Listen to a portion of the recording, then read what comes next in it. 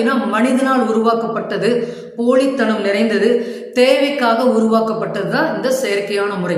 உதாரணத்துக்கு செறிவூட்டப்பட்ட அரிசி அப்படின்னு சொல்லப்படுது. அதாவது பாலிஷ் பண்ண சன்னமான அரிசி, சாப்பாடு நல்லா இருக்குதுன்னு நம்ம நினைக்கிறோம், ஆனால் அதெல்லாம் சத்துக்கள் போய் தான் நமக்கு கிடைக்குது.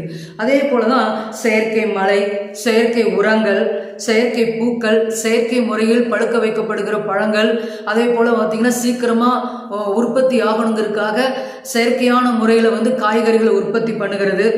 அடுத்தது பார்த்திங்கன்னா உடல் அமைப்பை செயற்கை முறையில் தனக்கேற்றபடி மாற்றுவது, ஆப்ரேஷன் பண்ணி மாற்றுறாங்க பார்த்திங்களா, அந்த மாதிரி.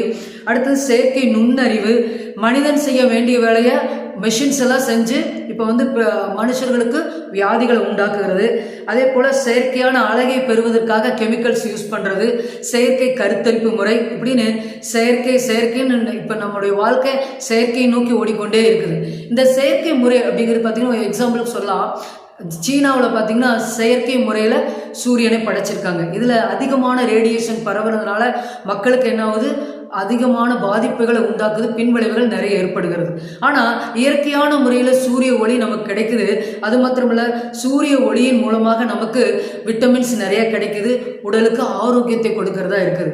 இது பார்த்திங்கன்னா இந்த செயற்கை முறையினால இருக்கிற ஒரு காரியம் என்ன அப்படின்னு பார்த்திங்கன்னா நிறைய ஆபத்துகள், வியாதிகள் உண்டாகுது, உடல் ஆரோக்கியம் கெடுகுது, ஆயுசு நாட்கள் குறைக்கப்படுகிறது.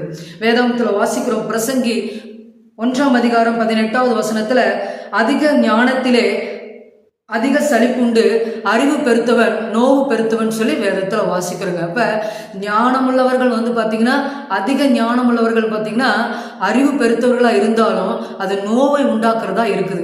எனவே செயற்கை முறைங்கிறது நமக்கு அழிவை நோக்கித்தான் நடத்தும்.